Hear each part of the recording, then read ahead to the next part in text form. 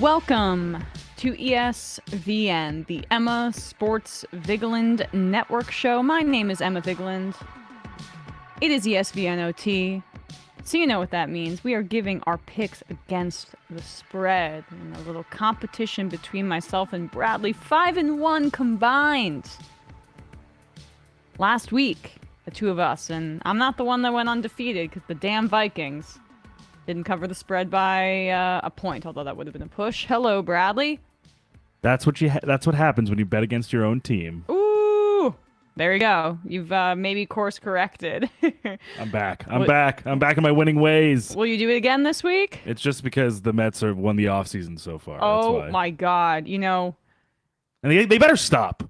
All right, I have a family obligation, so that's why we're starting this episode early. But we have to take a second to talk about the Mets. They better stop spending money to try and win baseball games, okay? Because I'm sick of it. It's very uncouth. It's actually disgusting. The Mets luxury tax is larger than the average payroll in Major League Baseball. And more than like 10 actual teams' payrolls.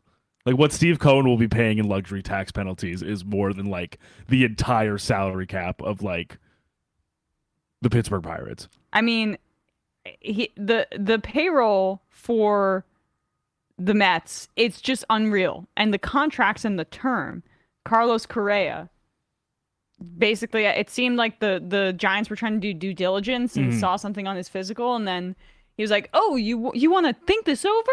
Okay. No. Not so much. I'm going to go join the Mets. 12 years, $315 million. Brandon Nimmo, 8 years, $162 million. You know, re-signing your guy. They signed Edwin Diaz back as well. Verlander coming from the World Series champions. Only a 2-year deal, but $86.6 million. Kodai Senga, who I guess has been, I don't know anything about Japanese baseball, but has been dominant over there. Yeah, highly touted Japanese prospect, but prospect in the terms of like usually he's in his late 20s. Yes, in the sense like a guy who's like had a full career in Japanese baseball, but like is considered a prospect because he hasn't played in the MLB. And then also Jose Quintana rounding out their rotation. Yeah, I mean, listen, I'm for a team that's usually based on the former ownership group. I mean, and how they've kind of been pre the ownership of Steve Cohen. Like the Mets are usually a pretty risk averse team who does not try to really upgrade their roster. Also known as a cheap team. And when I say risk averse, I also mean cheap, frugal. Yeah. So it's kind of gratifying to see this because I'm just excited that like they are genuinely seeming as if they're frustrated that they lost the World Series. They did not make it that far in the playoffs and really want to be one of the competitive teams in baseball when honestly it's more of an outlier for a team in the MLB to actually want to be competitive. I mean, that just goes to show that he's a fan to a degree. I mean, look, he's a billionaire. Billionaires shouldn't exist. But when they do exist, I'll be thrilled if they're going to spend a ton of money and give guys contracts who are athletes who, like at least they want to like the most ethical way to be a rich person is to be an athlete. And I'm fine with them taking all of his money and playing baseball with it. And exactly the people that are like, oh, this is so, I mean, I respond to David Axelrod, who was like, this is not the Mets I know and love. Loser. I said loser mentality, because that's what it is. You want the Mets to be losers if that's the case. You're simping for a billionaire to hold on to his money as opposed to spending it on the baseball team and doing what the fans want. Loser mentality. Yeah, sorry, man. Sorry that I'm not stressed out about our team actively trying to be competitive and not sucking ass. Yeah, I know. Like, sorry, dude. Like, yeah, if you go be a fan of another, go to the Diamondbacks and be a fan if you want. Or better yet, you know what, Axe? Take a leaf out of Jacob deGrom's book. Go down to Arlington, Texas, and root for that sorry team. Root for the Texas Rangers. Yeah, there we go. Well, and I think that's also what pissed Cohen off as well. Which it seemed like deGrom was out the door and didn't take his call, and he's like, "All right, you want to leave? We were going to offer you some sort of money." Like maybe they didn't even allow Cohen to counter. And Cohen's like, okay, well, I'm going to spend. I'm gonna spend. DeGrom also made a joke. He's at one of his recent media appearances for when he recently after the Correa signing. He said, maybe I'll have a inconclusive physical as well. Yeah. This is what happens when you take long-term stability over reckless, chaotic spending. Jacob, you don't get to be on a team with these guys. Yep. Yeah. Exactly. I love being the on-paper champs. I can't wait for this team to win like 85 games and lose in the play-in. Yeah. Don't do that. But it is changing the market and like the landscape of baseball to have an owner like this. I mean, the Yankees used to be the big bads that would spend all the money, and they look like the little brother right now, baby. They had the Judge signing, which took much longer than I think a lot of people wanted it to, and then getting Carlos Rodon is definitely another good signing for the Yanks. But it seems it's very clear that Cohen is comfortable being aggressive and comfortable making it clear that he will do what it takes to get the best players on the roster to the best of his abilities, and let the chips fall where they may from that point. And in a sport where there's no salary cap, there is a luxury tax, but there's no salary cap, and in a sport where your draft picks are not necessarily as valuable as it would be in, say, the NFL, having an aggressive owner is beneficial because that's what the sport requires. In the NFL, you have David Tepper, who's been aggressive, and that's not worked out for the Carolina Panthers because there's a salary cap, because when you're trading draft picks for Sam Darnold or Baker Mayfield, who's no longer on the roster, it's like those are very valuable compared to Major League Baseball, where there are a million rounds and it's a bit more of a crapshoot than it would be, and a long developmental process for some of these guys before they make it to the major leagues. So very exciting time to be a Mets fan. We just had to talk about that briefly. Yeah. All right, well, let's get into our locks. ESVN Stone Cold Lock of the Century. All week. Finally, one that did not follow a conversation about Zach Wilson. Well, not yet. Soon. These were our picks from last week, we should just say. We both did very well. Bradley went undefeated last week when picking against his Jets. So he'd mushed himself by picking the Jets, been on a losing streak since then. Now he picks against them with the Detroit Lions game last week. Ended up going 3-0. I went 2-1. And the Vikings should have covered that spread. They were messing around. Jalen Reagor decided it was time to not run routes and cause an interception from Kirk Cousins. And there were a lot of other blunders, including ones from the refs, which I ranted about on the last episode of ESPN, including like taking away a defensive touchdown for no discernible reason. It was one of the worst officiated games I've ever seen in my life. However, I did cover the spread at Bengals -3.5, and I doubled down on that. Like when they were down at halftime, I placed a bet on DraftKings. I was like, they're coming back, money line, and they did. Giants +4.5. They ended up winning that game like I thought that they would, and I covered that spread. But Bradley went undefeated, -3.5 for the 49ers, -3.5 for the Bengals, just like myself, and +1 for the Lions against his Jets. Now, Bradley, let's go. How you feeling? Oh, I feel great. I feel fantastic. Wonderful. I feel so great that I might do one of these things. I might do one of these things twice in a row. I'm fading my own team. Fade the Jets, everyone. Spoiler alert. Jets are frauds. Pull it up. Yeah, I mean, their defense is fire, but there's a lot going on at the quarterback position, and Zach Wilson already doesn't have enough experience, and they took him out of the lineup, and now it's like going to be raining tonight. We shall see. But these are our picks for this week. Week 16 in the NFL, and most of the games, so you guys know, are being played on Saturday. I think, the NBA kind of has a corner on Christmas, and it also just seems like, I'm not going to be able to watch football on Christmas, so I'm thrilled that it's on Christmas Eve, because then I'll be able to check out the games. But that's when the majority of these will be played. All right, here we go. So, Bradley and I don't have any overlaps this week, although I did consider that Cincinnati Bengals -3 line. But we'll get to that when we come to it. I'll start with the Detroit Lions here. The Lions have covered the spread 7 weeks in a row, and they are minus 2.5-point favorites in Carolina. Now, I was a little perplexed by this based on how the Lions have been playing, but I think it makes sense a bit when you look at the weather in Carolina. It's going to be unseasonably cold, and Jared Goff, despite playing well, very well recently, has struggled in the cold throughout his career. He's not a very good cold weather quarterback, which is why I don't really believe in him long term in Detroit. They play in the dome, makes their home games a little easier. I don't see him being a very good quarterback in the elements. However, the Lions can beat you multiple ways. They can beat you in the air with Amon-Ra St. Brown, with DJ Chark, who's been coming on, although he had a quieter game last week. And then they have the emerging first-round pick, who also had a quiet week last week, but will get more integrated into the offense than Jameson Williams. But they have a deadly run attack. And so I think they'll be able to do enough against a stout Carolina defense that, on the other side, also has Sam Darnold, who I don't have the metrics on it, but he's not a strong-armed guy either.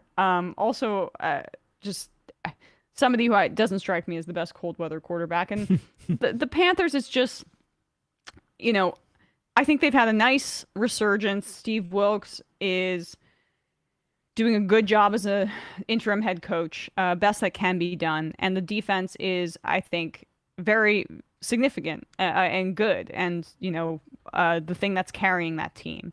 But the Lions are on a roll right now, and they have a ton to play for, and I just don't see them falling off here. And also, I think it would be tough to estimate that this Panthers team is going to be able to run all over even this Lions defense, which honestly, it hasn't been a huge leap, but it's been enough to basically be like the Lions are not the worst defense in the league to now that they're kind of like No, they've improved a lot. Yeah, they're definitely below average, but not that far off from being middle of the pack.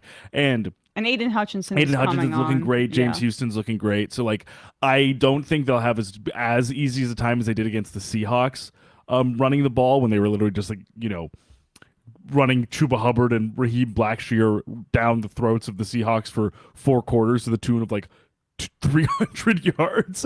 I just don't think necessarily that performance is super replicable, even against a less than average Lions defense. But at the end of the day, it's offense versus offense here, and the Lions offense is just, even if it's cold weather, I just trust the play calling so much more of Ben Johnson and Dan Campbell than I do anyone on the Panthers offensive staff.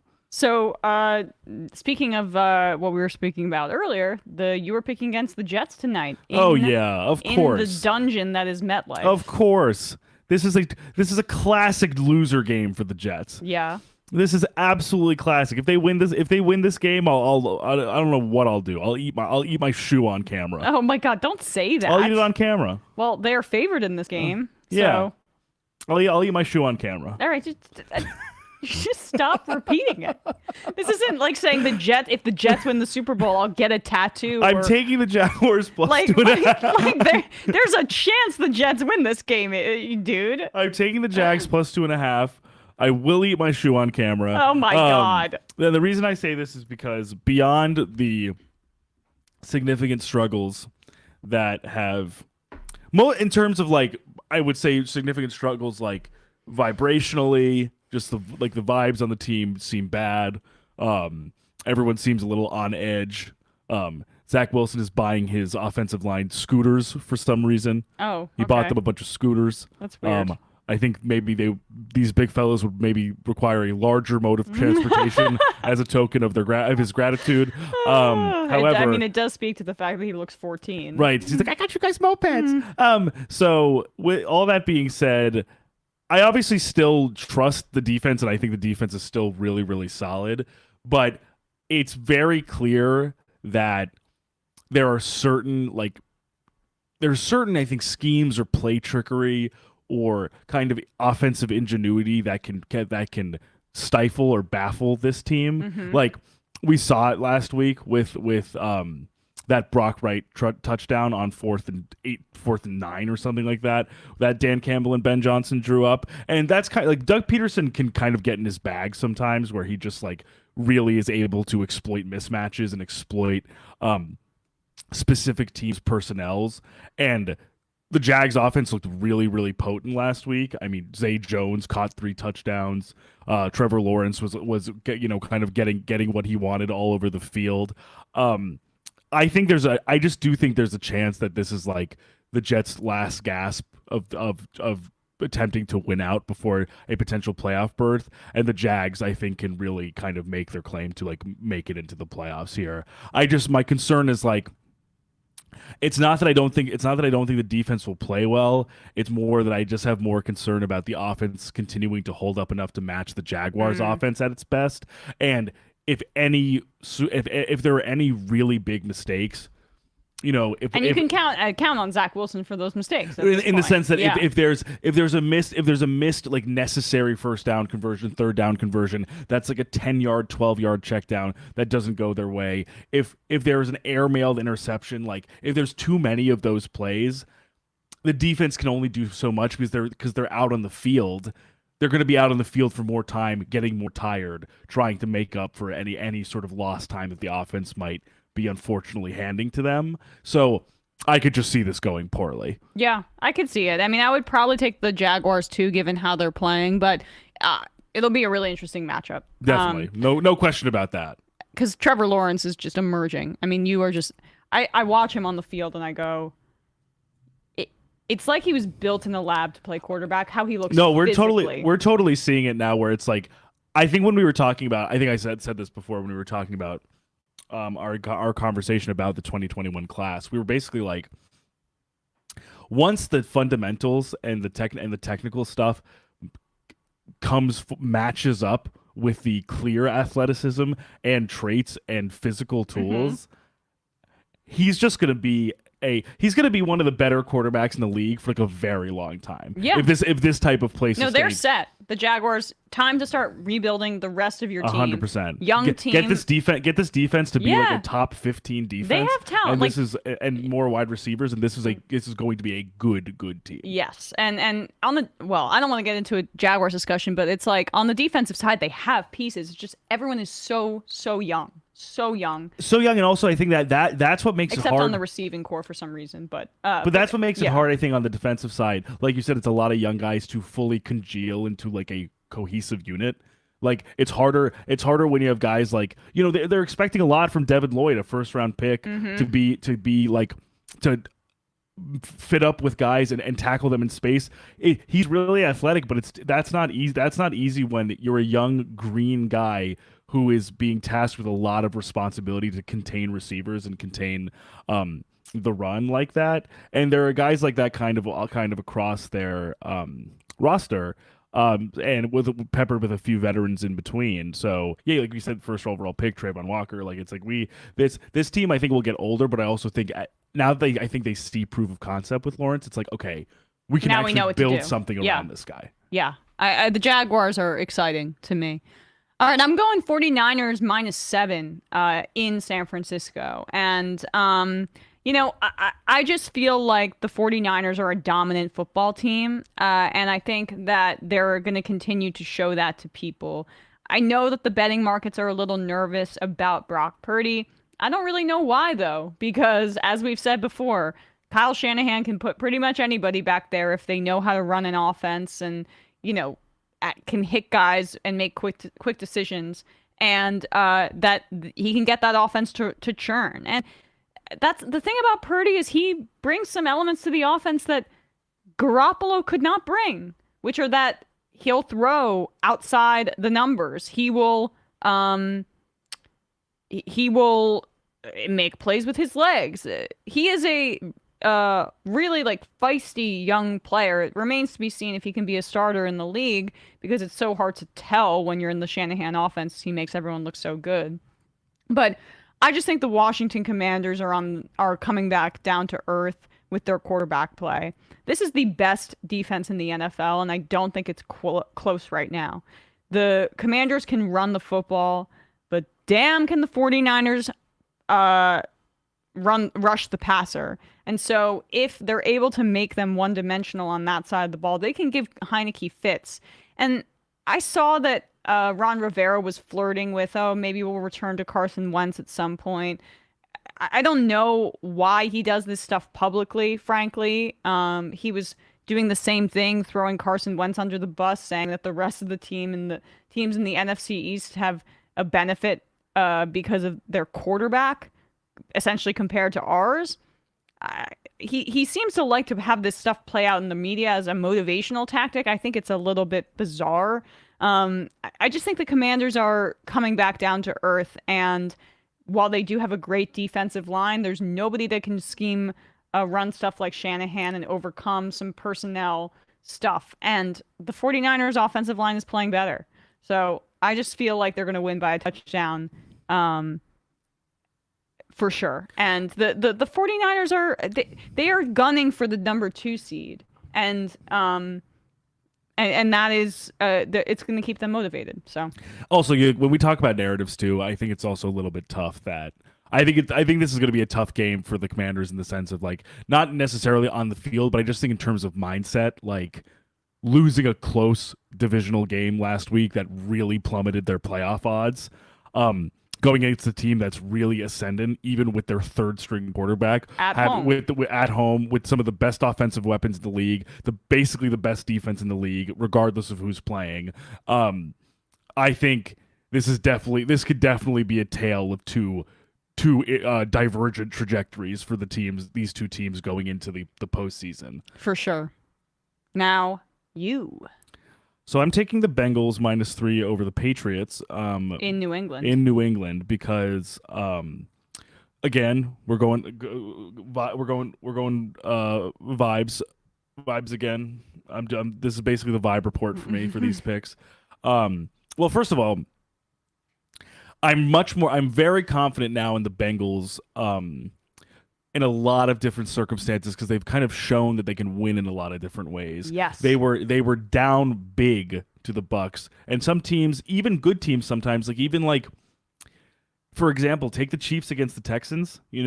Obviously the Texans lost the game, but the Chiefs, it almost took them essentially the entire game to come back and put some points on the board. Whereas the Bengals, when they were down decently big at the half, they then rattled off 33 straight points, and not just on offensive possessions.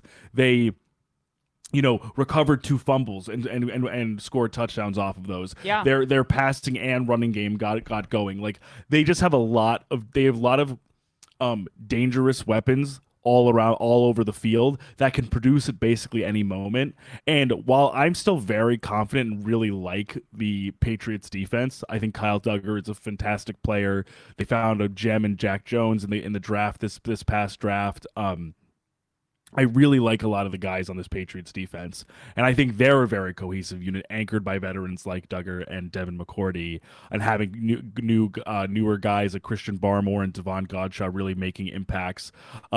That's never been my concern with them. This offense is just so muddled and so discombobulated, and Mac Jones is clearly frustrated and clearly not where he wants to be, especially given how his rookie season went with Josh McDaniels and them making, clinching a playoff berth. This is they are just not in a position where I think their offense against a really, really good Bengals defense, still underrated, an impeccably well coached and versatile defense. I'm not seeing this particular game as one where Mac Jones is going to come alive. No, and that's not to discount Ramondre Stevenson either. But it's not as if they're giving him a whole lot of creative plays or schemes to exploit him or to take advantage of what they have in Stevenson. He's a great, but I think what's frustrating for me specifically, and we talked about this on Monday, is there are a lot of talented guys on the Patriots roster all over. Yeah. It's just, it does not seem like the coaching on the offensive side has any sort of you have to have an identity or a style when on offense and defense, and it's one of the worst things to have when you lack that, when there's a void in your offensive identity. Yes. And so I think this is one that even Foxborough that the Bengals have a good shot at winning, but by 3 at least. I agree. I almost considered that game as well. I did consider I did consider it. I probably would have swapped out the Lions for that because I'm a little concerned about the cold weather and the Panthers defense. But yeah, I agree with you. And the Bengals, I will just say, last night I placed a wager on the Bengals to win the Super Bowl. They were plus 800. I took the same action for the Niners a few weeks ago. Interesting. Plus 800. Could see it. If there's one team that's going to upset the Eagles, it's the Niners. I feel that way. That in would, the NFC. I hope we get that game. I think no matter what, that'll be a really, really awesome game. Yeah. I mean, I'm a believer in the Bengals right now and the way that defense is playing. If the defense can play like that and the offense can be led by Burrow in the way that, and they're so. I'm getting so much more confident in them than I was in the beginning of the season. I've never seen a passing offense like this where it's like they pass through the air and it feels like the run game because it's so gritty and physical in the way that they played the pass game on the offensive side. And they have dealt with adversity in terms of injuries. Higgins not being fully healthy, Jamar Chase not being fully healthy, Boyd having some injury issues as well, and. It's sometimes I think this is hackneyed or cliched, but it's really been like next man up. Like there are times, and even with Hayden Hurst hasn't been fully healthy either. There are times where Burrow's throwing these really great passes that are schemed up right, and they look really well designed. And this guy, and I don't even know who's catching them. Oh yeah. Like there's this. Who is this guy? The number 18 little white guy? Yes, Irwin. Yeah, I don't remember. Trenton Irwin. Irwin. Who the hell is this? Yeah, guy? Yeah, I know. He looks like Trevor Lawrence's like weird uncle, sort of. No offense, Trenton. You're not that old. You're only a year older than me. You kind of look like Kato Kalin. Anyway, we're big right now on the Niners, both of us, and the Bengals. Oh yeah. So my last pick is probably the one I feel the most confident in, and it is the Eagles +6. I saw we locked our picks in before the majority report this morning. I saw that line move to +5, but I just. What the hell is this? The Eagles are the best team in football. They're +6 because Jalen Hurts is not playing?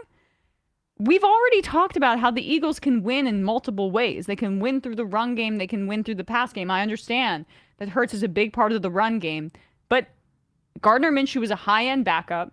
The Eagles organization has been open that they value the backup quarterback position more than other teams, and we saw that they literally won a Super Bowl based on that investment.